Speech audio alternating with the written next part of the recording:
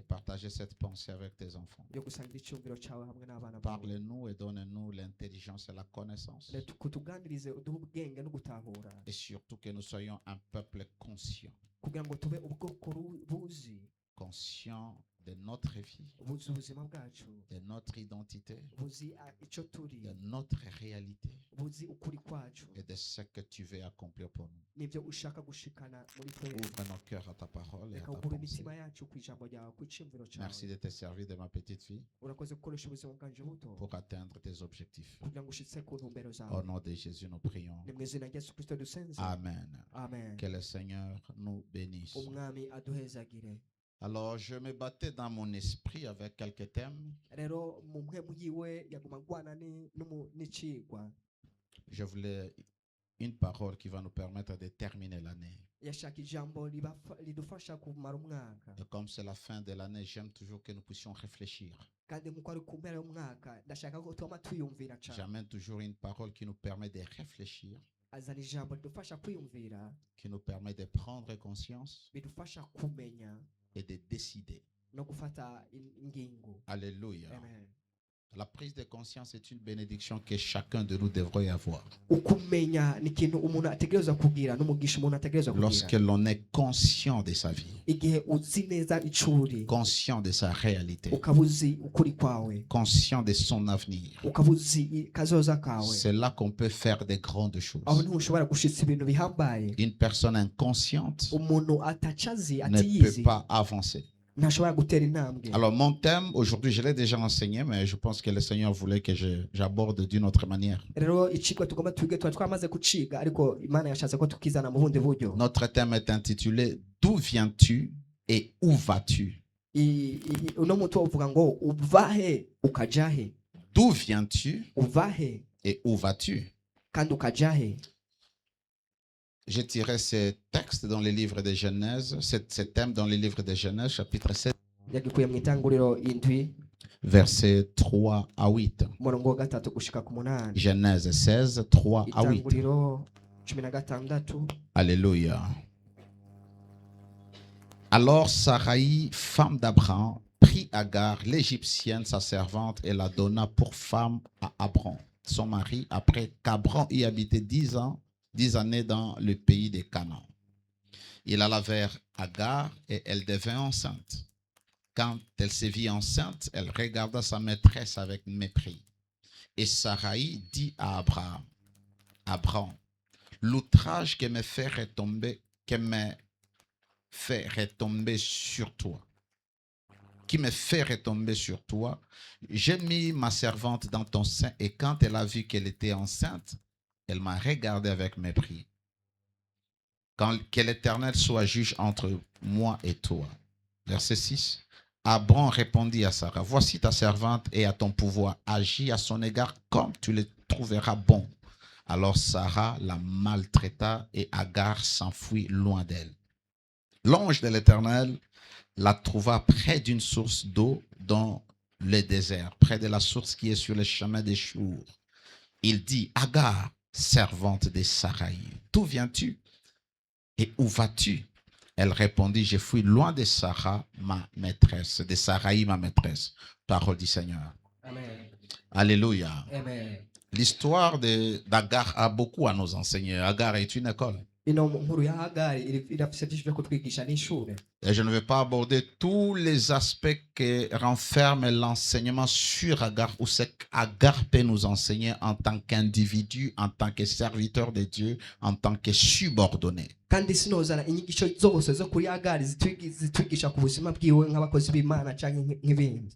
Alléluia. Amen. Mais je vais me concentrer tout simplement sur les deux questions ou sur la question que l'ange avait posée à Agar. Ariko nshimangire ku bibazo bibiri umumarayika yabajije Vous Hagari. devez savoir que Agar, bien qu'elle soit esclave, bien pas esclave, bien qu'elle soit servante, Mutegerezwa kumenya ko Hagari naho yari umushumba, qu'elle soit égyptienne, naho yari umunyagiputakazi, Agar est la première personne à qui Dieu s'est révélé et Dieu lui a parlé. Hagari niwe muntu wa mbere Imana yihishurira iravugisha. Lorsque je parle de Dieu, je parle de l'ange de l'Éternel qui était la manifestation de Jésus dans l'Ancien Testament. Ce n'est pas Abraham. ari wo kugaragara kwa Ce Yesu n'est pas Adam, c'est ntabwo ari Agar. Aburahamu ntabwo ari Adamu ni Alléluia. Agari. Alors, lorsque nous connaissons l'histoire, Abraham est parti en Égypte à cause de la famine. rero turazi ko Aburahamu yagiye muri Egiputa kubera inzara, turazi iyo nkuru, Et il a menti que Sarah était sa femme. kandi arabesha ko Sara yari umugore Et on wiwe, devait le chasser de cette ville.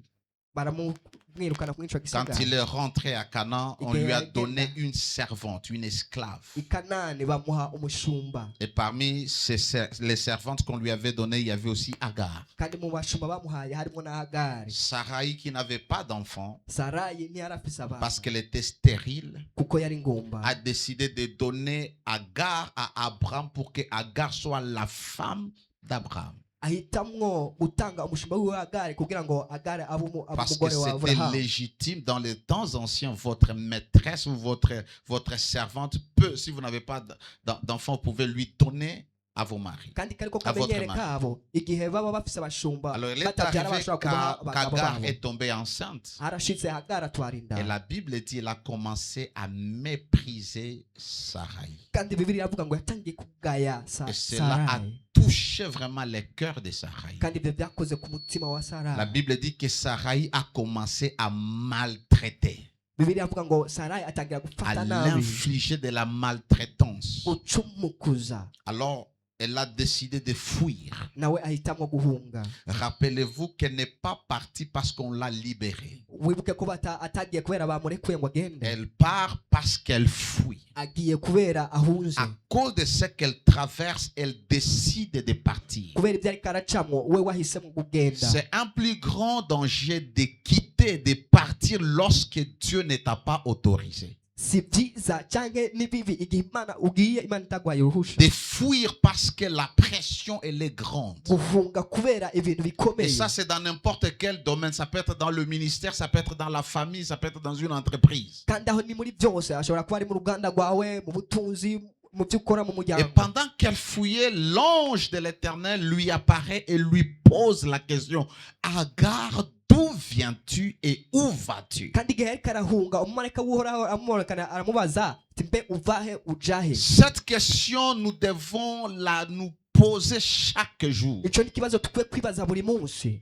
D'où nous venons, où est-ce que nous sommes en train de partir? Iyo tuvuye niyo turiko turaja. La première question, d'où viens-tu, marque l'origine ou la source. Ikibazo ca mbere, uvuye he kiraba aho uva canke isoko Agar ry'aho uva. avait une origine.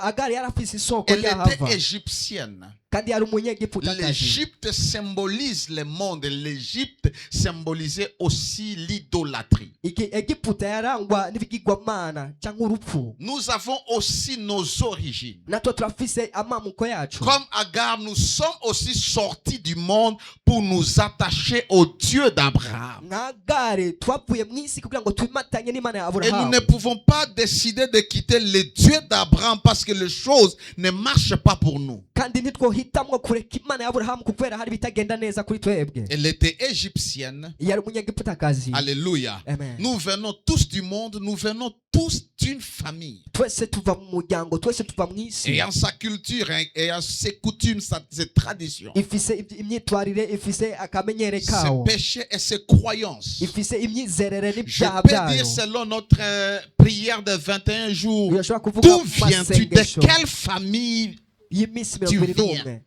ati mbe uva mu muryango Tu wahe, viens de quelle famille? wavuye mu muryango Quelle est wuhe, l'identité de ta famille? mbega umuryango wawe urangwa Quels n'iki, sont les problèmes de ta famille? mbega umuryango wawe ufise ibibazo Qu'est-ce qui a by'abantu, vaincu tout le monde dans ta famille? mbega niki gicanesheje bose mu C'est muryango avec wawe. de telles questions qui va te permettre de prendre conscience, de Nivyo changer les bibazo choses. bigufasha kumenya neza ucuri.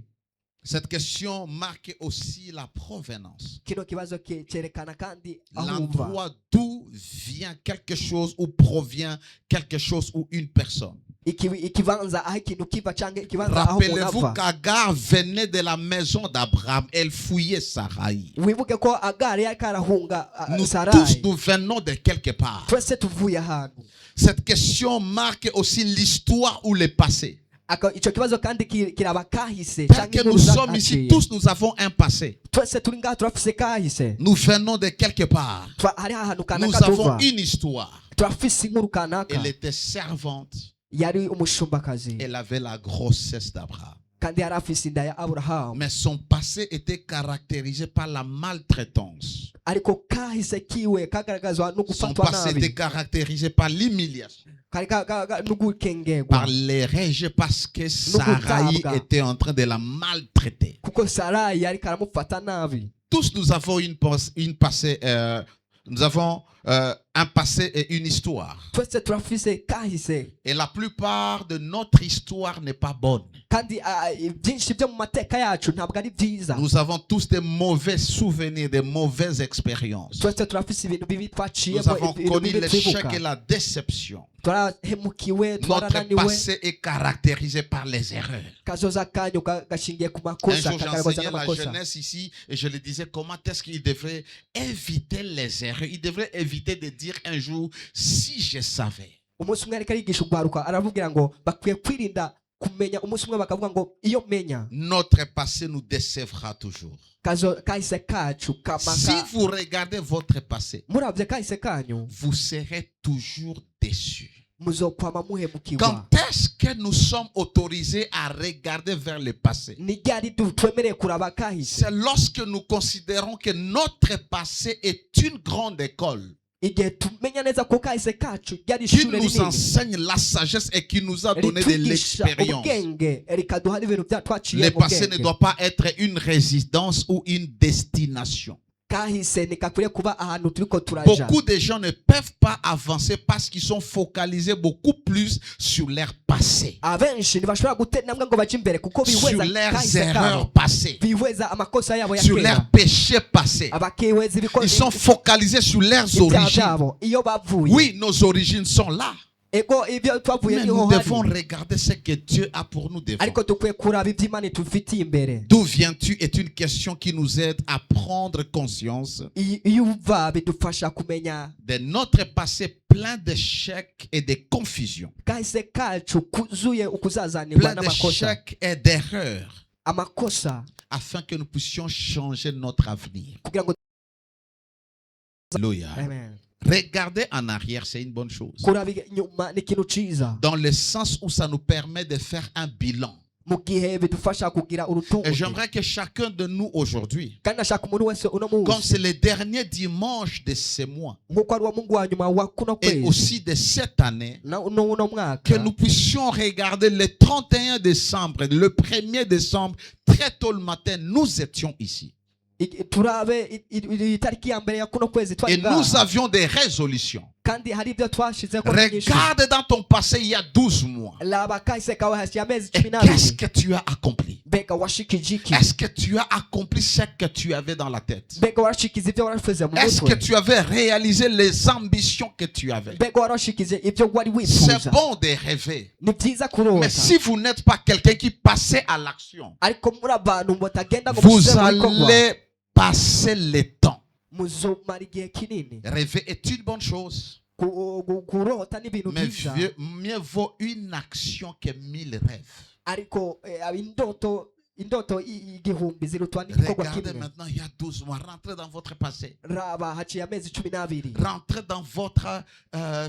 dans votre passé lointain. musubire muri kahise kanyu ka kera, Voyez votre vie. raba ubuzima bwanyu, Parce que vous n'allez pas changer votre vie si vous continuez à faire les mêmes choses que vous faites. kuko nimuhindura ubuzima bwanyu mushishikaye mugakora bya bindi nyine Parce que mukora, les mêmes causes produisent les mêmes résultats. kuko ikintu nyamukuru cyama kizana ikintu Si vous cy'ukuri. continuez à prier comme vous priez, vous n'allez pas changer grand-chose dans votre vie. Nimwasenga nkuko mwahora musenga ntimuzohindura ikintu na kimwe mu buzima bwanyu. Si vous continuez à vous comporter comme vous vous comportez toujours, vous n'allez rien changer dans votre vie. Mwashishikara kwitwara nkuko muriko muritwara no munsi, La plupart du temps, nous pensons que tout dépend de Dieu. Tout dépend de Dieu, oui, mais tout dépend de toi. ariko akenshi tubaza ko byose bivana n'Imana, ariko byose bivana na wewe kandi. Dieu ne s'ingère jamais dans les affaires des hommes sans qu'on l'invite. Imana ntiyinjiza mu bintu by'abantu Tu veux que Dieu batayitumiye. intervienne dans ta vie, qu'il Urashaka change ta ko vie, tu Imana dois ikuhindura, l'inviter. ukwiye Et kuyitumirira. tu ne l'invites pas seulement en disant Seigneur, viens intervenir.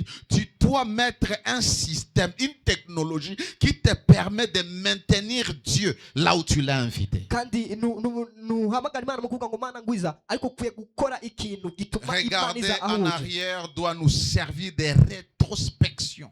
igihe turabye inyuma bidufasha kwibona inyuma hacu C'est comme quelqu'un qui regarde sur un rétroviseur. ni nk'umuntu araba mu kiyo cyo kwirabira Vous ne inyuma pouvez pas ku modoka. conduire, quitter votre maison jusqu'à votre destination finale sans regarder sur votre rétroviseur. ntimushobora kugenda ngo muve muhira mugende aho mugiye Vous muri regardez pour modoka savoir mutarate mu s'il n'y kiyo a pas de danger ou des choses qui sont atari derrière ikintu vous kibi peuvent vous poursuivre kiri inyuma yanyu ushobora kubakurikirana afin de les corriger. kugira ngo mubikosore Ne regardez pas pour rester esclave là-bas. ariko nimubiraba kugira ngo mugume hariya. Alléluia. Amen. Vous savez, beaucoup de gens ne peuvent pas avancer murazi benshi ntashobora gutera parce qu'ils intambwe ne regardent qu'en arrière. kuko baraba inyuma Et gusa celui qui ne regarde en arrière cause déjà le retard dans sa vie. kandi umuntu yamara inyuma gusa Vous ne pouvez pas arangwa conduire en avançant devant, mais en regard, vos yeux sont fixés sur votre rétroviseur. ntimushobora kuba muri ko muratwara imodoka muri imbere ariko amaso yanyu akaba araba ku rukiyo cyo kuraba inyuma. Alléluia. Amen.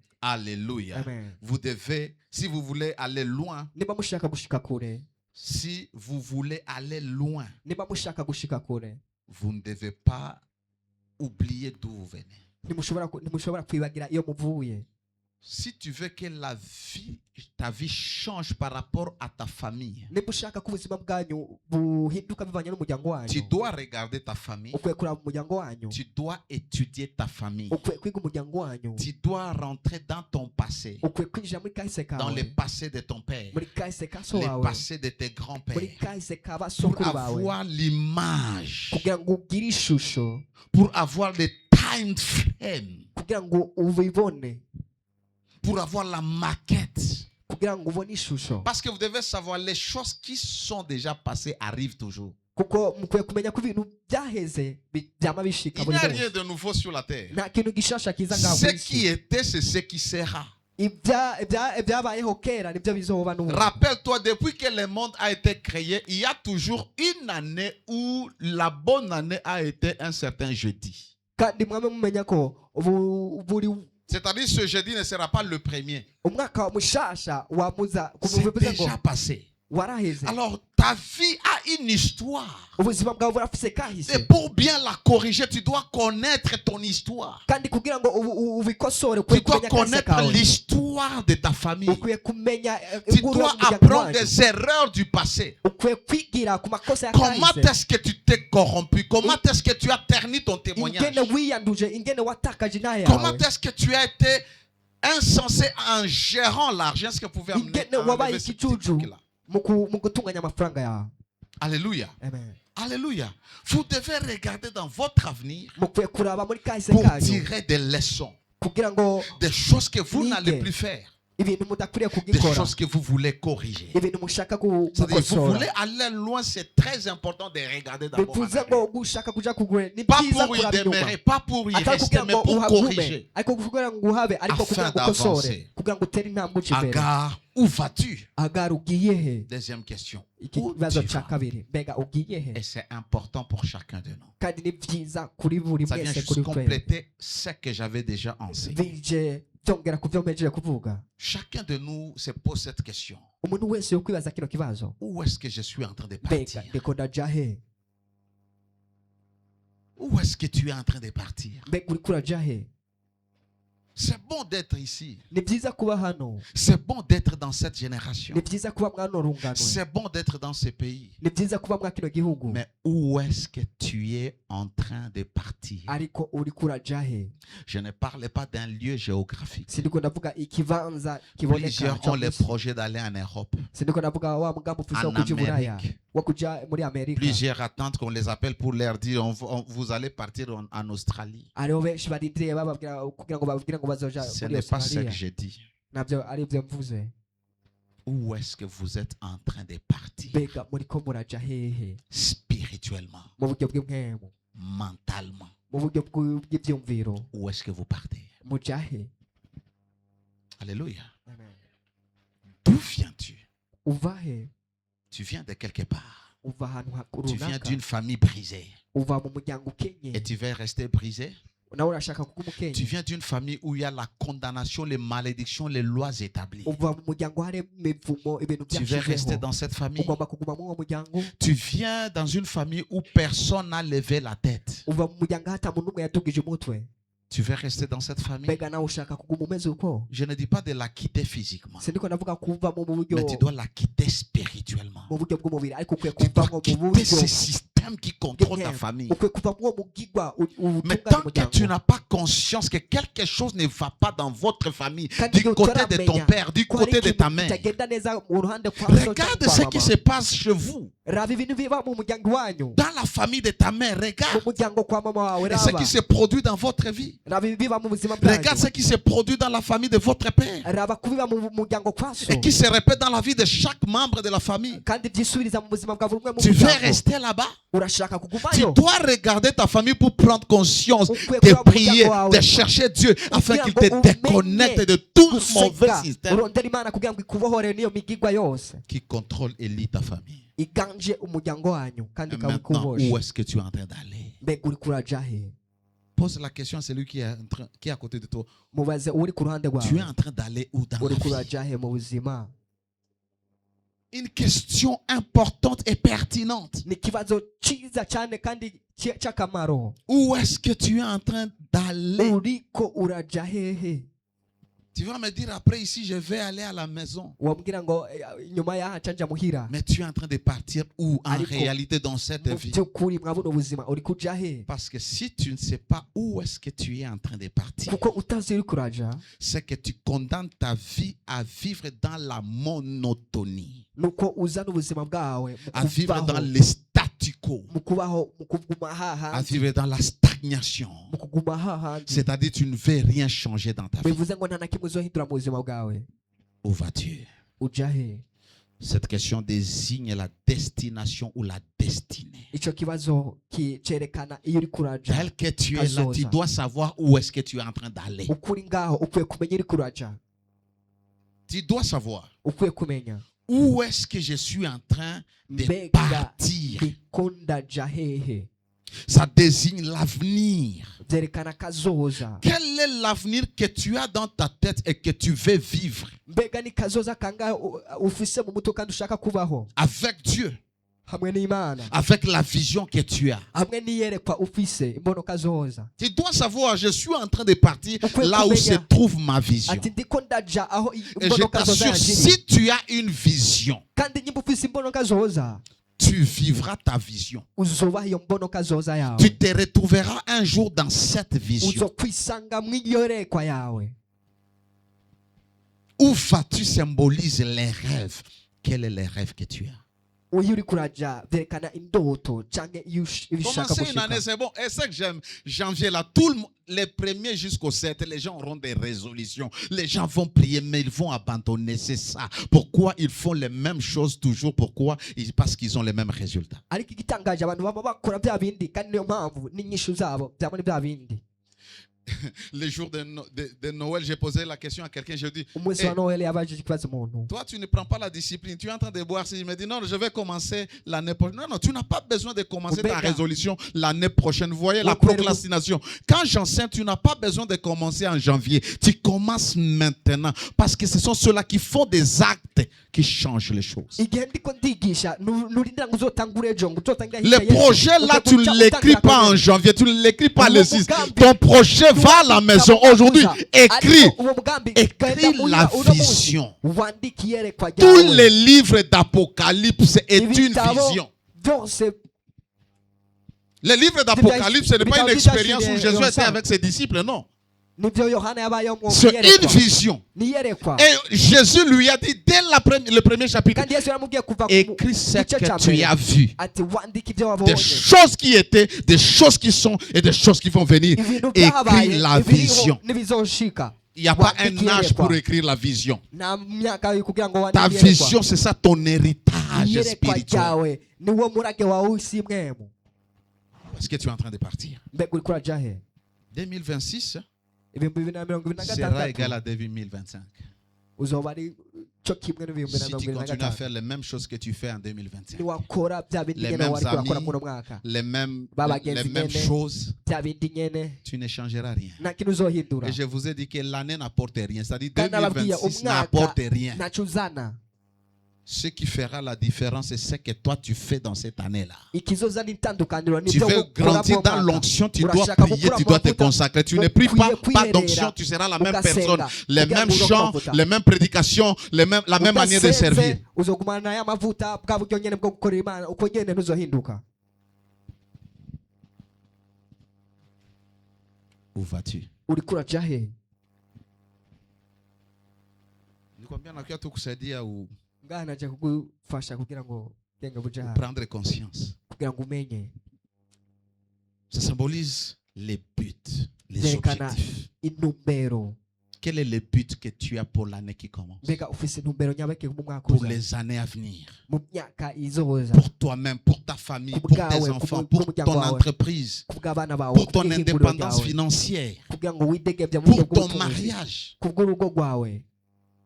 Quel est l'objectif que tu as? Mbega ufise intumbero nyabaki? Qu'est-ce que tu veux atteindre? Nibiki ushaka gushikako? Quand on n'a pas d'objectif, on tombe dans la perdition. Igihe tudafise intumbero twama Tout ce dutakara. qui vient à nous parce qu'on n'a aucun objectif, nous pensons que c'est une opportunité. Ibintu byose bitujeko kubera tudafise intumbero tubona ko ari akaryo.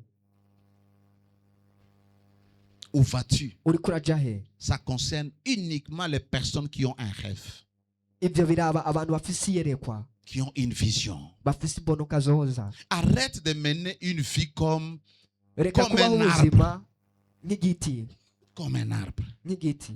C'est l'arbre qui, depuis qu'elle a été plantée là-bas, elle est là, elle ne fait rien, elle n'a pas besoin de changer, elle n'a pas besoin de se déplacer, elle est toujours là.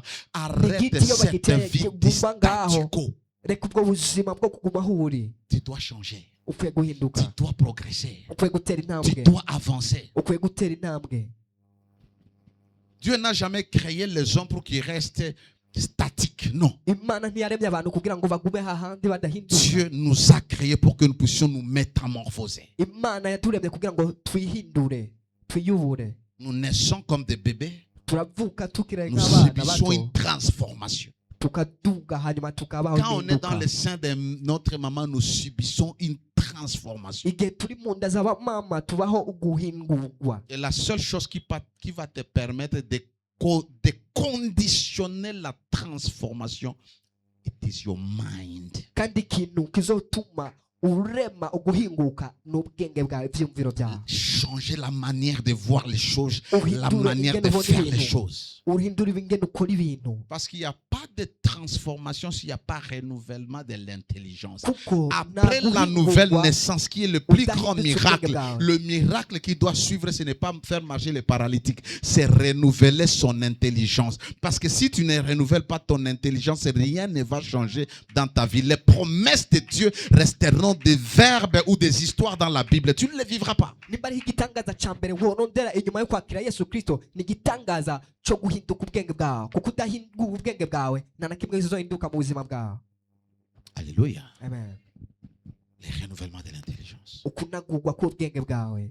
Cette question concerne ceux-là qui ont un rêve dans la vie, Ikino une kibazo destinée. cerekana abantu bafise imbonoka Si zoza vous savez que n'akazoza vous k'ubuzima êtes bwawe. porteur d'une destinée, si vous savez que vous avez un rêve, Niba muzi ko mufise il y a imbonaka une manière zoza, de vous conduire. mufise imbono y'ubuzima bw'akazoza, mugira Quand ingene mwitwara. Joseph sait Igihe Yosefu azi qu'il va régner, ko azoganza, qu'il va sauver sa famille, ko azokiza umuryango et je wiwe, t'assure, ton rêve est connecté à ta mission de vie. kandi akwemeje ko indoto yawe imatanye n'igikorwa cyawe cyo mu buzima. Le véritable rêve ou la véritable vision n'est pas une ambition. Imbonoka zoza yawe ntabwo ari ibyifuzo, Ce n'est pas construire une maison. ntabwo Ça, ari c'est un kubaka inzu. objectif. Iyo ni ntumbero, C'est un objectif. iyo ni ntumbero. La vision, Iyerekwa c'est connecté imatanye à ta mission de vie. n'igikorwa cyawe cy'ubuzima. Ce que Joseph a vu, Icyo Yosefu yabonye c'était par rapport au blé, byari bimatanye par rapport n'ingano, aux vaches, byari bimatanye n'inka, qui symbolisent la substance, qui symbolisent la nourriture. byerekana imfungurwa. Et lorsqu'il devait apporter la solution est venue lorsqu'il a fourni le blé. Kandi inyishu igihe yaza yaje igihe yatanze ingano. Ta vision Iyerekwa ryawe définit ta mission. iyerekana igikorwa cyawe. Tu dois avoir une vision Ukwiye kugira iyerekwa, et avoir des objectifs, comme je l'ai dit la fois dernière. ukagira n'intumbero nk'uko nabivuze. Où est-ce que tu vas? Mbega uja he? La seule chose qui te qui te montre les chemins ou la direction vers ta destinée, c'est ta ikintu vision. cya mbere kikwereka iyo uri kuraja ni iyerekwa imbonokazoza yawe. Est-ce que mko mnasikia? Mbega muriko muravyumva? Ce qui vous montre la direction vers votre destination finale, Ikintu kikwereka inzira kugera aho uzoshikira c'est la vision que vous avez. ni imbonokazoza yawe. Quelle est votre vision Mbega ufise imbonokazoza nyabaki pour 2026? mu mwaka w'2026? Où est-ce que tu es en train de partir Uri dans les kuraja he? 12 mois à venir, Mu myaka mu mezi 12 aza, dans les 2 ans à venir, mu myaka 2 iza, dans les 3 ans à venir, mu myaka 3 iza, dans les 15 ans à venir? mu myaka 15 iza? Des fois, j'ai regardé un de mes enfants Rimwe na rimwe araba mu bana biwe et je me disais, ok, s'il a tel âge, akavuga ngo nyimba afise imyaka iyi, et si je lui dis de faire un projet pour les 15 ans nkavuga ati ngomba nkore umugambi w'imyaka 15 et qu'il se concentre sur ça. kandi akawirabako. Les enfants ne sont pas là pour juste venir manger le foufou, regarder la télé, aller dormir, aller à Abana l'école. ntibari Non. ngaha kugira ngo baze barabe televiziyo bajye Il y a des baryame. choses qu'on n'enseignera jamais à nos enfants Hari ibintu batazokwigisha abana bacu à l'école. ku ishuri, Jamais. batazigera babigisha na rimwe. On ne les enseignera jamais d'avoir une vision de la vie. Ntibazokwigira babigisha kugira imbonokazoza y'ubuzima D'ailleurs, nos bwabo. systèmes éducatifs nous préparent à être des esclaves. Mbere inyigisho baduha zitegura kuba abaja. C'est pourquoi la plupart d'entre nous ici, lorsque nous allons étudier, c'est pour avoir un travail après. Niyo mpamvu abenshi tugenda kwiga kugira ngo turonke akazi nyuma Les nyuma. Asiatiques, ce n'est pas comme ça. On va étudier Hariya ce qu'on muri doit faire. Aziya ntibasuko biga ibyo bakora. Pourquoi nous avons beaucoup de chômeurs? Kubera ko dufise abantu Parce batagisa que nous akazi avons kenshi. été élevés avec la mentalité. Après le diplôme, il faut aller chercher le travail et jamais créer le travail. Kuko twakuze tuzi ko inyuma yo kwiheza amashuri ugenda kurondera akazi ntureme ubwawe akazi. Ndio maana chômage kidogo, même si les gens ne savent pas créer le travail, les gens ne savent pas vendre même les œufs, les plaquettes des œufs. Chercher 2 petits pour te faire vendre 3 plaquettes d'œufs et les sucrés et les arachides. Les gens ne peuvent pas. Et pourtant, ils ont l'argent. Pourquoi ils attendent plus grand? Murazi hariho n'abantu rero badashaka no kudandaza n'amagi bakabananira ugasanga ntibazi na kimwe. Agar ne savait pas où est-ce qu'elle allait. Agari ntiyarazi ariko araja. Nous voyons dans sa réponse. Turabona mu nyishu yiwe. D'où viens-tu et où tu vas? Uva he ukaja he? Je fuis loin Ati ndiru de Saraï. ngiye kure ndahunze Ce Sarayi. n'est pas la destination. Fuir Saraï, ce n'est pas la destination. Guhunga Sarayi ntabwo ari ariko araja. Afise ariko araja. Ce n'est pas l'avenir. Ntabwo ari kazoza kiwe. Où est-ce que tu vas? Mbega ugiye he? Beaucoup de gens ils sont en train de dire, Abenshi bariko baravuga je n'avance pas dans la vie ati sinari intambwe mu buzima parce que mon père nous a amenés chez les féticheurs. kuko data yatutwaye ku bapfumu. Parce que ma famille est coincée. Nous Kuko sommes liés. umuryango wacu twebwe Oui, ta turaboshe. famille est liée. Ego umuryango wanyu uraboshe. Ton père vous a amené chez les féticheurs. So wanyu yarabatwaye ku bapfumu. Maintenant, tu as Jésus. Ubu urafise Yesu. Qu'est-ce que tu en fais? Mbega ukora iki no? Tu ne vas pas continuer à pleurnicher Ntiwoshishikara et tu kwidodomba souffres no parce que ton kwidoga grand-père. kubera sokuruza wawe. Moi, vous savez, quand les gens viennent même, oh, huyu mtoto ni mchawi, baniambia huyu ni mchawi. Murazi hari abantu baza bakambwira ngo uno mwana bambwiye ngo ni Ule umurozi. mwenye alikwambia, alikusaidia nini kumfungua mtoto? Ncanavuga ati uwo yabikubwiye yagufashije kugira ngo abohore uwo Oh, mwana. fulani ndio anakufunga sawa, mimi netika. Ati umuntu kanaka niwe yakubaye. Hana Mungu Hana Mungu huyo. Uwo muntu nta mana afise.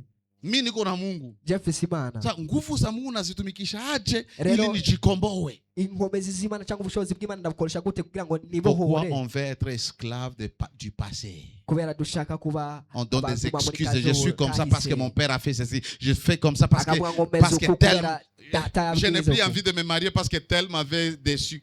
Et puis, Singishaka kuja kurongoka kubera aho umuntu yamemukiye. il t'a déçu et puis Yarakuhemukiye hanyuma tu es le premier. Ou uri la wa première. mbere. Uri wa mbere. Et tu penses que la vie, c'est seulement avec celui-là. Kandi ukibaza ko ubuzima ari n'ujya gusa. J'ai un principe dans ma vie. Hariho ikintu nashizeho mu buzima Tout bwawe. ce qui m'arrive, Ikintu cyose kinshikira Dieu l'a permis. Point barre. Imana iba yacemeye. Point barre. Ako nyene uko. Je ne veux pas accuser personne. Sinshobora kugenda ku muntu ngo Je ne veux pas moi-même ndamubeshere. m'attarder sur mon passé, sur mes erreurs. Sinoguma kuri kahise kanje ku Non, makosa j'ai un yanjye. avenir à conquérir. Ndafise kazoza J'ai ntekereza des choses à gushirako. changer. Je ne veux pas être esclave Ndafise de ce que ibintu je faisais. ntekereza guhindura. Où tu vas? uriko uraja he? Regarde ta vie, projette ta vie telle que tu es là, projette-toi Raba ubuzima bwawe, dans les reka 5 ans. à venir. wirabe uraba ubuzima bwawe. Yesu anakuya. Yesu ariko araza, Il revient bientôt, n'est-ce pas? araje vuba. Vis avec cette conscience que Jésus revient très bientôt, même aujourd'hui. Reka ubeho rero uzi ko Yesu Entre-temps, aje vuba. vis avec la Yoza conscience que Ndobozi. tu as une destinée à accomplir. S'il tarde de venir, je vais poursuivre ma mission. Kandi umenye neza ati niyateba kuza ari cyo ndiko ndakurikirana igikorwa kanaka ndiko ndakurikirana. Juu Yesu anakuya tusitume tena watoto kwa masomo tuanze chunga. Kubera Yesu ariko araza rero abana ntitusubiye C'est kubigisha. comme ça qu'on nous avait dit, Tulibire. au corona vient, c'est la fin du monde, c'est la marque. Uko ariko batubwiye ngo korona iraje. Ikale isi pale iragaza. si hatuyapigwa hiyo marke wala tungali tu hapa. Twebwe icyo kimenyetso ndikuza ko kandi turacari Quelqu'un ngaha. a construit au Ghana, je crois, l'arche de Noé. Umuntu hariho muri Ghana Il a dit yubatse le ubwato bwa 25, ça Nowa. sera les déluges. Aravuga ngo itariki 25 Et mon fils est venu, il me dit, papa, et j'étais dans mon bureau à la maison. Il me Yari dit, mu biro. papa, c'est vrai, vraiment, il y aura déluge les 25. haza Je dis, umwana qui we t'a dit araza ça? aramubwira ngo Il dit, c'est mbega mon grand hazoba frère, on lui a umwuzure. envoyé. Ninde yabikubwiye Et puis je ngo lui ai abantu posé la murumvikiye. question, qu'est-ce que toi, Dieu t'a dit? Amwaza ikibazo ngo mbega weho Imana ikubwira iki Dieu mwana ne wawe? m'a rien dit, je dis, crois ce que Dieu Ati t'a dit. Imana nta kinambwira ati rero izere icyo Imana ikubwiye. Dunia haishi mhesabu zetu, haishi Imana maprofesi zetu. Dunia itaisha nihera on mu buvugisho God's bwacu. time. Izohera ku mwanya w'Imana. Et la fin du monde, ce n'est pas aujourd'hui. Hein? La fin du monde, ce Kandi n'est pas uguhera aujourd'hui. w'isi Ce n'est même ntabwo pas ari dans uno munsi. 10 ans. Ce n'est Nta même nubwo pas ari dans imyaka 100 ans. cumi. Pas même Nta dans 1000 ans, n'umwaka- la fin du monde. Nta n'umwaka Pas même dans ijana. 1000 ans. Nta n'imyaka igihumbi. Soma kitabu. Soma ibitabo, Soma Biblia. soma Bibiliya. La fin du monde qui est la Uguhera w'isi. désintégration de toutes les choses. Guhera ku ikintu cyose Ça sera lorsque Dieu prendra les bizoba cieux et igihe la terre, va les fracasser, les jeter dans les temps de feu. C'est ça. igihe Imana izofata isi n'ijuru ikabitera mu kiyaga cya kumuriro Il ne naho. faut pas confondre la venue de Jésus pour prendre l'église et la fin du monde, non. Ntimuze ngo murabe ukuza kwa Yesu gutora ishengero hamwe n'umuhero w'isi ngo mubihuze. Jésus va venir Yesu azoza prendre son église. atora ishengero ryiwe. Nous appelons ça l'enlèvement. Iyo niyo twita ukuduzwa. Ce n'est pas la fin du monde. Ntabwo ari umuhero w'isi. Le monde va continuer. Isi izoshishikara kubaho Ceux-là qui sont restés vont rester. kandi abazogumaho Ils vont bazogumaho continuer à boire, à kandi se marier, bazoshishikara à vivre. kunywa kubaho barongora babeho. Ça sera la fin de la dispensation de la grâce de Dieu. Azoba Ça sera la alimera. fin de l'église Y'ubuntu qui bw'Imana. retient celui qui doit venir. Kandi azoba ari impera y'ishengero ariryo rigumije umuntu Qui ashobora retient azoza l'antichrist. rigumije antikristo. Et puis Satan sera là. Et puis on va l'enfermer pendant 1000 ans. 1000 ans. Kandi La azoza dunia- la- la- bamuhimbaze la- la- imyaka igihumbi. Et après les 1000 ans, nous venons avec Jésus dans ce même monde. Kandi- Hii dunia, iko kandi mbinguni. inyuma y'imyaka igihumbi tuzoza mw'inosi tugaruke mw'inosi 7 ans yene dans les airs, nous venons encore vivre avec lui pendant 1000 ans. natwe tuzoza tuganzanye nawe Dans imyaka ce monde, igihumbi. pas au ciel. mw'inosi nyene apana mw'ijuru. Soma Biblia. Soma Bibiliya.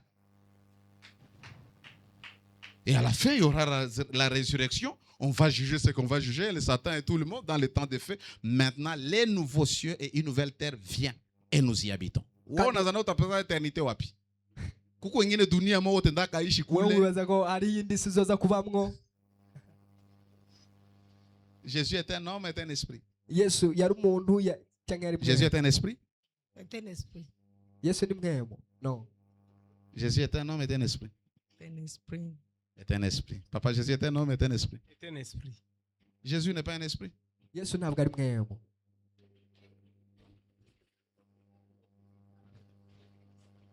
Un esprit ne mange pas. Jésus a Il mangé n'est après mo- sa résurrection. Imwemu ntirya. 100% Dieu, 100% homme. Jésus Yesu n'est pas esprit au ciel. Il est man. ntabwo ari ari Il est mwemu mu ijuru. ressuscité. Il a porté les corps glorifiés. Un corps physique. glorifié. Il a mangé. yambikwa umubiri utagira icyaha ararya. Parce que son corps avait la capacité, la glorification. C'est pourquoi il pouvait disparaître, il pouvait apparaître, il pouvait kubera venir là où les umubiri we disciples wari étaient. warahinduwe yarashobora kunyika. Ok. Quand nous allons ressusciter, nous aurons Dites-moi- des corps physiques ou nous aurons des corps spirituels? mbega nitwazuka tuzogira imibiri y'imwemu canke imibiri Nous igaragara serons des esprits ou nous serons des hommes? mbega tuzoba turi mwemu canke tuzoba turi abantu? Des hommes. La Bible dit Jésus qui est au ciel en tant que l'intercesseur, il est un homme. bibiri ivuga ngo Jésus yesu Christ, ari homme. mw'ijuru nk'umwinginzi n'umuntu. Vous aussi, vous êtes homme et esprit. namwe muri abantu muri ni mwemu. Le problème, c'est que vous n'êtes pas conscient de votre aspect spirituel. C'est pourquoi vous êtes défié avec les choses de la vie. ikibazo ni uko mutazi ico muri mu buryo bw'imwemu, niyo mpamvu mugwana n'ubuzima. Je l'ai enseigné lorsque je parle des réalités de la nouvelle création en Christ. yarabyigishije We igihe are yariko spirit. aravuga ukuri kw'ico turi muri yesu kristo, turi mwemu. Mais notre corps doit être étouffé avec tous ses désirs, ariko umubiri ses wacu ukwiye passions, pour que kuzimya l'esprit n'ibyo wifuza byose prenne le dessus. kugira ngo umwemu yera aganze. Jésus sur la terre était un homme yesu ngaha ku isi ni umuntu dont l'esprit était costaud que la uwo chair. imwemu yari iganje gusumba umubiri. Et voilà ce qu'il faisait. araba rero ibyo yakora. Alléluia. amen. C'était une parenthèse, tout dit, il n'y a pas quoi. aha aya ni mu tuzitizo tugaruka iwacu. La vie, ubuzima c'est comme marcher dans un grand désert. ni nko kugendera mu kiyaya La vie kinini. telle qu'elle est là, ubuzima uko buri c'est comme marcher dans un grand désert. ni nko kugenda mu kiyaya kinini Nani ashaka cy'ubugaragwa. bahatika kwenda ku desert au lisoma tu ku geographie désert de Sahara de Kalahari. atari bimwe mwizeye ngo ubugaragwa bwa Kalahari Ushagenda ku desert. Na ushagenda. Ila Mali, eh? ariya muri Mali. Unaishi mu Ubugaragwa. Mali au uliendaka kutembea mu desert? waragiye gutembera mu Banana bugaragwa. banana kuacha mu desert wewe peke na unarudia kunyumba bien. ava kurekera mu bugaragwa ugasubira inyuma neza. Ulikuwa shazoea. yari yamaze Imagine kubimenya. toi et moi maintenant. Si benya tuyafika katapa nani hapa. wibaze ngo je nawe turatashika no ngaho Batubebe tu Libya au Maroc batutupe mule ndani Batujane. chupu. Libya cyangwa muri Maroc bace badutayo. Hautayua nord ni wapi? ntuzomenya mu buraruko ni he, Sud ni wapi? ntuzomenya mu bumanuko Est ni ni he, wapi? ntuzomenya mu buseruko ni he, Ouest ni wapi? mu burengero ni he. Alors dans la vie, rero mu buzima nous sommes dans un vaste désert. tuba turi ahantu Un mu très bugaragwa grand bunini. désert. ubugaragwa Ou bunini si rwose. nous n'avons pas un guide ou une boussole, tudafise ikintu kituwereka iyo tuja nous allons nous perdre. turatakara. Et la boussole, kandi ikitwereka iyo tuja c'est le Saint-Esprit. ni mwemu yera. La boussole, ikitwereka iyo tuja c'est la parole de Dieu. ni ijambo ry'Imana. La boussole, ikitwereka iyo tuja c'est la vision que tu as. ni iyerekwa nawe ufise. Si tu n'as pas de vision udafise imbonuka et le zoza Saint-Esprit ne te conduit pas kandi mwemu yera dans atakurongoye cette vie, mwa buno buzima tu vas te perdre. uzotakara. Les parents disaient aussi, tu as la vision, tu as nini. ababyeyi bavuga ngo twe nisaziye mbega iyerekwa ry'iki. Les parents doivent savoir ababyeyi bakwiye kumenya s'adapter au temps. kubaho kumenya n'igihe. Ils doivent savoir s'adapter au temps. bakwiye kubana n'imyanya cyangwa Moi, igihe. j'aime des gens arakunda abantu qui s'adaptent au temps. bamenyerana n'umwanya ubwizeweho. Ma saison peut finir, urugezo rwanje rushaka kurangira mais je peux vivre dans la saison de mon frère. igihe canje kirangira ariko nkaba mu Disons gihe- que j'ai exercé le Ok, ministère tout le pendant 30 ans, 40, 50 ans. bavuga ngo yarakoze ibango imyaka 40 C'est-à-dire, 50. je ne suis plus la même personne comme aujourd'hui. bivuze ngo ntakiri wa wundi uno Quand munsi. il est dans sa saison, je dois me connecter à lui pour que je continue à vivre dans sa saison. Chaque fois qu'il m'appelle sur sa chair, les gens peuvent encore me voir. rero arashobora kwimatanya nawe kubera ari mu gihe ciwe kugira ngo igihe agiye kwigisha abantu bamubone. Alléluia. Amen. Alléluia. Amen. Alors, tu dois avoir cette boussole ukwiye kugira rero ico kikwereka iyo uri kuraja qui te conduit. kikurongora, Parce que s'il n'y a pas de boussole, kuko udafise ikikwereka tu iyo uri vas te kuraja perdre. uratakara. Hata mu avion mnakuwa vitu mbili vinamuongoza ule pilote, usizanie tu No mu- no mu ndege hari ibintu bibiri iko na birongora boussole ya kuindike direction, iko Arafise na ikintu. radar ya kuona majira. ari ikintu kimwereka iyo kiraja, arafise n'igikoresho citwa radare kimufasha kubona. Bila boussole utapotea.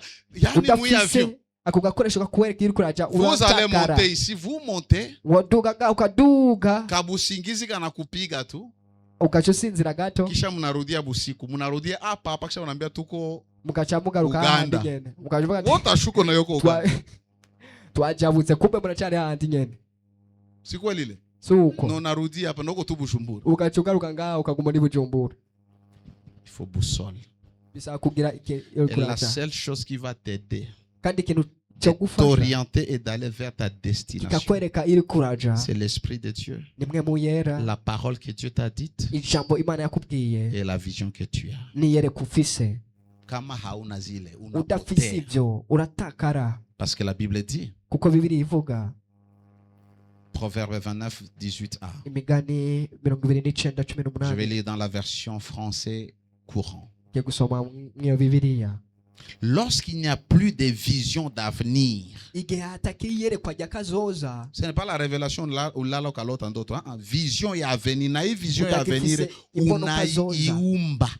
kandi iyi mbono kazoza urayirema J'ai un enseignement, je ne sais pas si c'était ici ou c'était les trois types arafise de vision. inyigisho Trois types de vision. ubwoko butatu bw'imbona kazoza Nous avons la vision spirituelle, dufise imbono kazoza y'imwemu qui est la vision que Dieu nous donne de voir. ari imbona kazoza Imana iduha kubona C'est-à-dire, si tu es là, toi, pas mimi natafuta anza ona maonyo. rero sinoguma ngaho ngo nanje ngo shaka Mimi gutangira nafunga macho kubona yangu, mimi naanza ibyakazoza ona maonyo. ngo ntangire kubona ibyakazoza C'est Dieu qui ouvre mes yeux pour ni que je vois. Imana inyugura amaso kugira ngo ndabibone Deuxième type de vision, c'est la vision physique. imbono ya kabiri ni imbono yo Cette ku mubiri vision, je l'ai parce qu'il y a assez de lumière.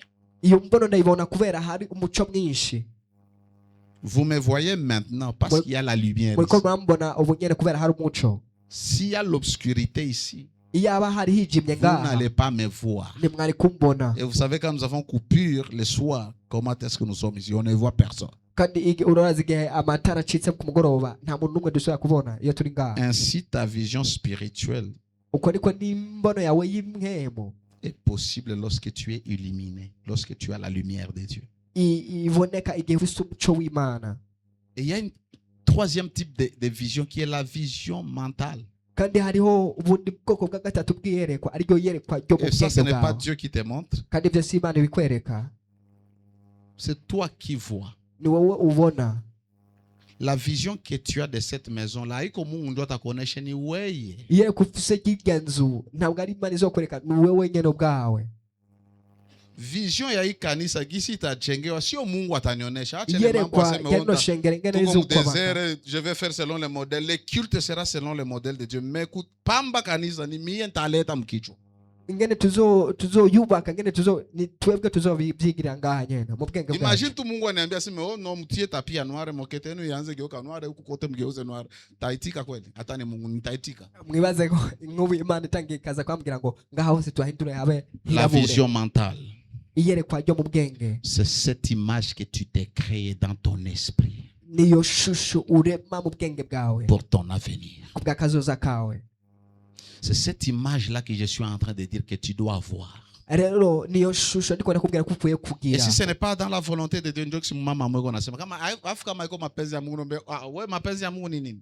kandi nta kibazo cyo kuvuga ngo ntabwo ari mu bugombe bw'Imana be ubugombe bw'Imana we Quand ni tu as la pensée de Dieu, qu'est-ce que toi tu appelles mapenzi ya Mungu? Mapenzi ya mbega igihe Mungu ndio ufise mawazo ibyiyumviro yoko na. by'Imana mbega ni iki kiwitwa ubugombe bw'Imana Est-ce que ni mapenzi ya Mungu tukutane le 31 hapa tuvuke juu tu nani? mbega n'ubugombe bw'Imana kuzohura ngaho itariki 31 Tuvuke, n'imwe tuombe, tushukuru, kugira tuvuke. ngo Si ni mapenzi ya Mungu. tujabuke mbega n'ubugombe Ni bw'Imana mapenzi ya Mungu. n'ubugombe bw'Imana Mjibie, ni mapenzi ya Mungu. mwishure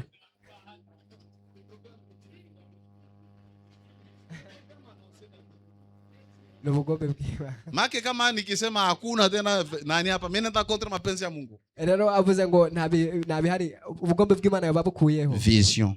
niyerekwa C'est-à-dire kanisa tunataka yende hivi na kuwe na maprogramme hivi na kuwe na 21 hivi na kuwe rero tunaenda Imana changer 21 na kuwa 12. rero iyo nahindura Ayo nakuwa 7. iminsi 24 n'umwe akayindura ikabindwi Quand Dieu t'appelle, tout ce qui commence à passer dans ta tête, c'est ça la pensée de Dieu. kandi igihe Imana iguhamagaye ikintu cyose gica mu mutwe wawe nicyo Mungu cyumviro akuambia cy'Imana. tuchanger hii design hii. Imana itubwiye duhindure ngaha Oh, ngene tuchanger hameze hii design tutie ingine design. dushireho indi. Mungu atuinspire. Acha ile mambo ya kiporo. Mungu atuinspire. Mungu yeye anajua vya mabashe.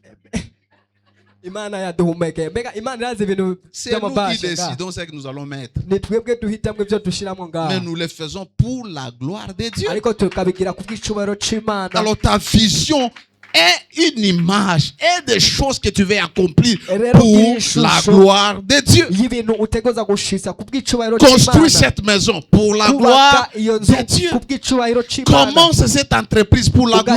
ugatangira urwo ruganda de kubera Dieu. icubahiro c'Imana. Prépare-toi pour te marier pour la gloire. witegure kugira ngo uje kurongorwa ku bw'icubahiro c'Imana. Nasema hivi njoo hapa watu watanikuia hapa. aha mvuze ibi niho abantu baca banzira rero ngaha. Papa natao.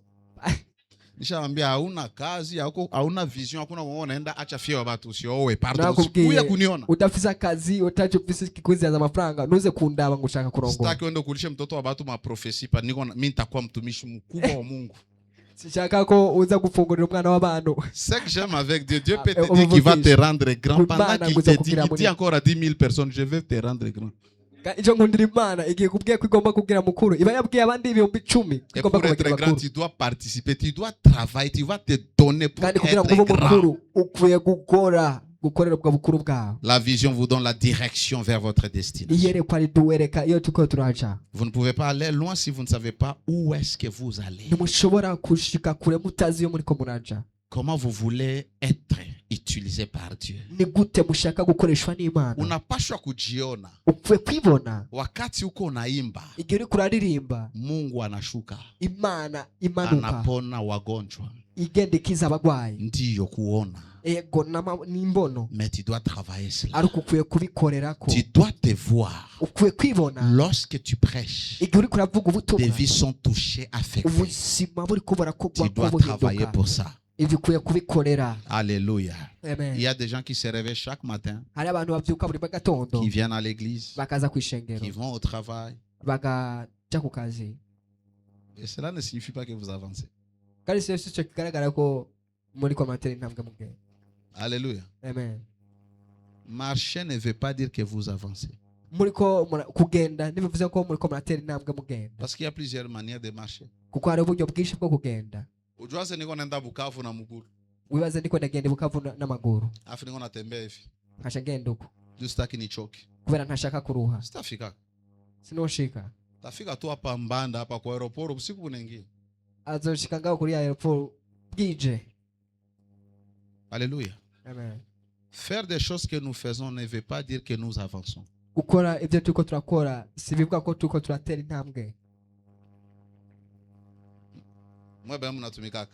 Mwebwe mukorera rero. Kila siku nalamka kazi unaenda Buri munsi masomo kunyumba unaenda kukazi si vile. buri munsi uvyuka muhira ugenda ku kazi. Pose-toi la question, est-ce que je suis en train d'avancer ou je suis sur place? Ibaza ikibazo mbega ndiko ndatera intambwe cyane ndacyari hahandi nyene. Même réalité, même salaire, Kwa kuri même vie. ya membo bwa Acha buzima nikusaidie nyene. wewe mwana tumikaka. Franga zenye Reka ndagufashe. unapataka Amafaranga ni uronka shu wewe siku moya utumike vya kwako. ni kugira ngo umunsi umwe uzokora iby'iwawe. Sasa usiishi ase mimi nakuwa napokea salary mimi nitaishi tu. Lero Salary ndu- nakuya ili kesho upange. Juu sasa hii kazi itafunga utaishi na vya kwako. Rero uronka iyo membo kugira ngo uyitegurira kugira ngo igihe aka kazi kaheze nawe uba ufise iby'iwawe. Avancer. Utera intambwe. Faire tout ce que nous faisons ne veut pas dire que nous avançons. Gukora ibyo tukora ko byose Ou que ntibyerekana nous ko sommes en turiko train d'aller turatera quelque part. cyangwa hari aho turiko turaja. Si vous ne savez pas où est-ce que vous allez, Mutazi iyo muriko muraja vous n'avez aucune vision, aucune ambition, na yerekwa na aucun cyifuzo rêve. na ndoto Vous allez errer dans la vie. muzobaho mu Vous allez vous buzima perdre. mutakaye. Toute chose qui viendra dans votre vie, vous allez embrasser ça. Ikintu cyose kizoza mu buzima bwanyu Mwenye na vision muzogisanganira. kwake naenda kila kitu. Umuntu afise iyerekwa nagenda mu kintu cyaco cyose. Alléluia. Amen. Tu dois savoir où est-ce que tu es en train de partir. Tu dois savoir Ukwiye ce que kumenya tu uri veux. kuraja. Mwaka naisha Umwaka urarangiye na mwaka naanza. kandi umwaka ugomba utangire unaenda wapi? turiko turaja he? Sinon tu risques d'être prisonnier de ton passé. atari uko woboherwa muri Tu kahise kawe. risques 2026 lève tout quoi hapa tuenda fasi wala tu imyaka 26 turacari ngaha. le 31 décembre. itariki 31 Tuona z'ukwicumi na kama kabiri. kubadilika. urabona ko utahindutse. J'ai commencé à chanter ici, faites des projets, kora cultivez, imigambi, kora rima, élevez les poules. reka mugende mworora inkoko. Nani akuwa kasani wanasema vile? Niko naambia watu balime mashamba. igihe yabwira abantu bagende Qui était là? imirima Eh, mabota abandi bari ngaha. Oui. Mama. Uko na kuku ngapi? ufise inkoko zingahe? 2. 3 mbili ilikufa. Mama, comment kuku zako zinaendelea kufa? Toi tu as commencé quoi? wowe watanguye iki? Unachunga. Hein? Cultiver. Unachunga. Yararebye. Dieu ne te donne pas l'argent. imana ntiguha amafaranga, Dieu te donne les idées. imana iguha ivyiyumviro.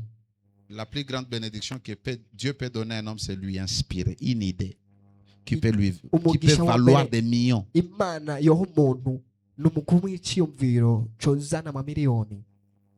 C'est un échange. uno mwaka ahinduha. Cette année, ma fille, tu dois connaître ta destination. uno mwaka ukwiye kumenya iri kuraja. Où est-ce que tu es en train de partir? iri kuraja. Bengene wiko tu hapa niolewe. abandi bari ngaho ngo ndongogwe, Niowe. ndongore. Ou les frères iko na maonction la nena. ati ujya mwene data bafise Les amavuta. pires hommes à épouser, ce sont les gens ouin. Juma mnaona mtu Mungu akianza tu kumtumikisha unaona kama njoo nipende u frère. imana itangiye Ces kumukoresha cavuga ngo no mwene data. L'onction ce n'est pas le caractère. amavuta ntabwo ari kameremere. Onction sio caractère, onction iko libere juu ya mtu tu afanye kazi. Ahubiri, amavuta aponeshe. ararekugara kugira ngo Kisha unaenda uwo fonder akora critère yako ya kuoa na wala kuolewa kuupako. we ugomba rero Ndakula kubakira upako amavuta. Tafuta pesa, tengeneza pesa. rondera amafaranga. Alléluia. amen. Où est-ce que tu es en train de partir? mbega uri kuraja he? C'est toi, ma frère, et ma onction, ndio utasikia kunyumba bibi yake akisema hata kidogo. Attention, je suis un homme de Dieu. cyane cyane abakozi b'imana nibo umugore wiwe avuze muhera acavuga ati Umu ndani Ah, mwako ngecheni yake mkozi homme w'Imana. de Dieu. Umu uko ndio bwana yangu. Uko bibi yangu. Si ndio kweli? Unaka bibi yako anaweza kunyorosha kabisa na nakunyorosha. urazi ko umugore wawe yo gushira ku ndero neza. Cherchez Dieu, rondera imana, cherchez l'argent. rondera amahera, Poursuivez des objectifs. mukurikira intumbero zanyu. L'année qui commence, umwaka uza na kuruhusu mi baba yako arakwemereye weso wawe kwenda kusimu yako. ugende ku telefone yawe. Angalia batu yote benye hamuitanaki. raba abantu bose mudatelefonana, Delete. futa. Iko nafanya nini mtelefoni yako miaka 4 hamuitanaki hamtumianaki message tu nini? na kintu na kimwe mukorana, Vuta. futa. Angalia batu yote banakuchokeshaka. raba abantu bose bakurusha Bona mkono ko hivi. kukuboko kwa kumeza uko, Vuta. futa. Batu yote banakupitishiaka wakati. abantu bose bakumarira umwanya, Vuta. futa. Moi je dis toujours, je ne peux pas bloquer quelqu'un. Moi j'écrase les numéros, j'efface. jewe naba ndabivuga sinshobora kuza ngo mfute bloquer nimero Johnny. cyangwa ngo ndamubloke. D'où usinite, d'où tu communiquer. Alors une fois pour toutes, je t'enlève de mon téléphone. ndakukura mu telefone yanje. Reste dans ton téléphone avec batu benyebiko na valeur. ugumane mu People telefone yawe value. abantu bafise agaciro. Répertoire yako wele kutia tengene numero inakuwa na katala, il faut uvute. Jua nilikuwa na batu benye bana maana kwako. Kwa na quelques 6-10 personnes batu kipigiana hivi tutonana $100 tatembea tutapana mawazo. Na vitu vinaenda mbele. gumana abantu bagutere ivyumviro muhura amafaranga ati dukora umugambi uno. Si tu as un objectif, focalise-toi sur ton objectif. Ufisi Même numbero les yawe, choses que tu yawe suis numbero sur yawe. YouTube, les prédications. S'il n'a besoin de faire des prédicateurs bot, Jesse ngenera kuraba abantu bavuga ubutumwa bose. Je suis les prédicateurs qui ont le message que j'ai pour qu'ils me donnent des choses, qu'ils me développent. Point barre. Si t'as pas d'avoir yote. Abavuga ubutumwa nk'ubwavuga. Peu importe qu'il soit populaire ou qu'il soit aimé, je suis seul là qui ma vision, mon appel s'aligne. Njo na puiser, na fata, na sikia, na jinori. Tu vas passer du temps en train de toucher à ça, on a touché, on a goussaïbi, on a goussaïbi. Non. Tu ne t'as pas appelé à prêcher tout. Focalise-toi sur ton message. Deviens expert. Équipe-toi dans ça. Ugende wigishe kwivyo. Wewe unaenda fanya medicine. Wewe wagiye gukora ubuganga. Cha mwanangu hapa doctor. Umwana wanje ngaha docteur. Docteur alienda fanya psychologie. C'est quel médic? Votre domaine là c'est médecine quoi? Hein? Pneumologie. Kisha yeye anatoka mwile. Anasema mimi naenda kufanya tena ophthalmologie. Kisha anatoka kuile anakuwa gynécologie. Suna picha miaka. Imyaka ibikira genda. Poursuit. Kurikira. Toutes ces formations vont se focaliser dans ce qu'il est déjà. C'est seulement l'église où il y a les généralistes, où il y a apôtre wa imani, il y a wa guérison, il y a wa prospérité, il y a wa caractère de Christ. Tu dois avoir une identité et ton identité c'est ta vision. Que le Seigneur te bénisse. Pose la question. D'où viens-tu? D'où viens-tu?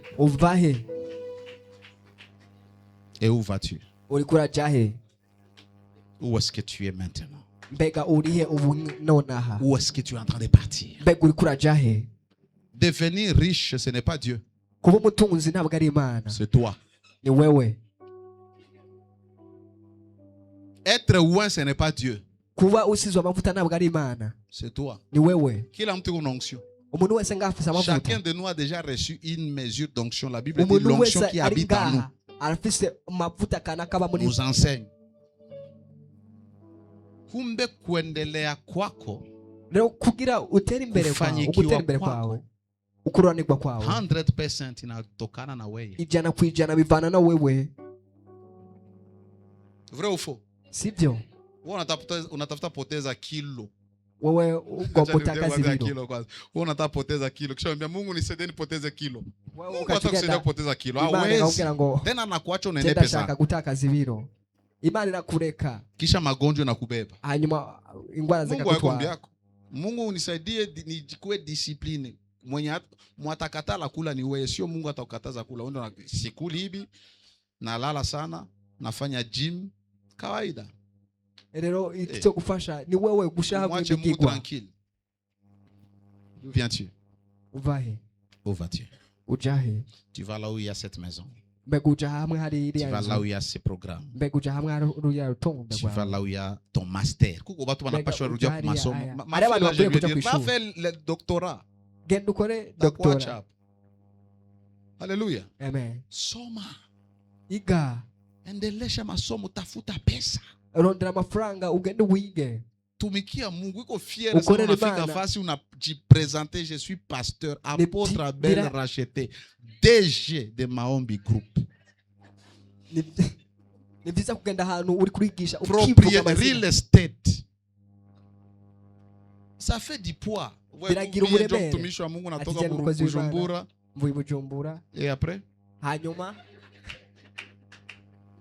Et après? Hanyuma. Ça donc t'as passé un mi et Nico, un chrétien délivré, motivé. Je suis docteur. Niko na kampuni. Tufanye kazi bandu. Tutafute pesa. Hatutapana profesi ya bongo. Tukautu wanalare. Tunamaliza hivi tunaenda ikana tunafanya reunion ya kupiga zile container zinakuya wakati gani? Tukavanga tukagira inama zitatulomba nini? Ya makontina yazoshika jare bizofasha. Huyu pastor pale alubiri lo dimanche hivi alitupia huyu hauna ile wakati, you don't have time. Nubufise numwanya wo kuza kora abandi ba pastor ngo ba kunja kichwa chako mwambie Mungu reka una mikumoto wabukira Imana mwaka unakuja atumwakuza nizungumzie na unionyeshe. reka unyereke. L'année qui commence, umwaka uza parlez-moi mvugisha et montre-moi ce que je dois faire. unyereke n'ibyo nkwiriye gukora. Si vous êtes une famille, priez. nimba mu muryango Que Dieu musenge, vous montre des choses que vous devez faire. imana ibereke ibyo mukwiriye gukora. Que Dieu vous montre où est-ce que vous devez arriver. imana ibereke aho mukwiriye gushika, Où est-ce que vous devez partir. aho mukwiriye kugera. Vous devez quitter un point mukwiye kuva ku ahantu vers kanaka un autre et dire non, le Seigneur nous a été fidèle, il nous a soutenus, il mukavuga nous a ati imana soutenus dans yatubaye ceci. hafi, yatubereye umwizigirwa, yadushigikiye mwibi.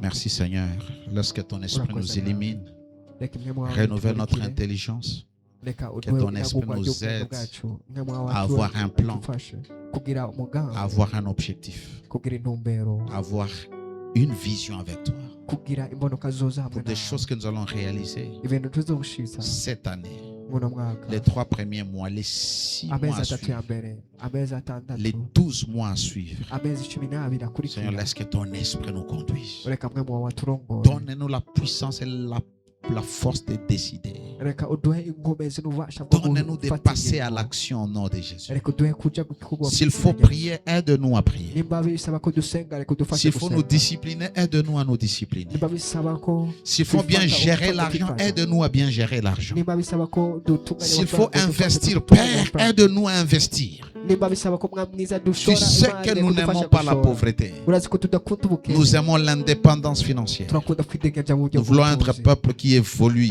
turashaka kuba ihanga Qui ritera progresse. imbere. Ihanga ritera Merci imbere. Seigneur.